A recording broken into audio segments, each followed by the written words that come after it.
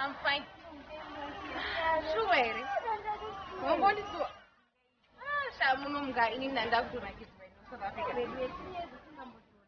For real. I mean, I was enjoying like the time of my life.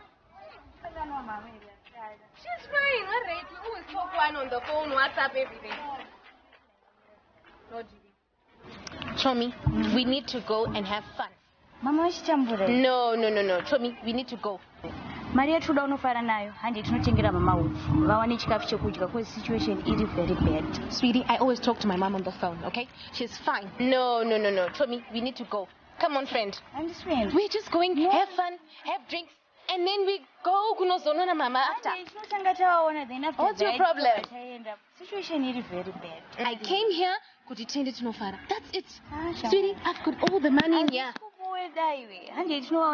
Then after that, I came to pick you. Come, let's have fun. You're my friend. And then all your chindos are snabas. Okay. Fine. Let's go. Hey, you have a problem.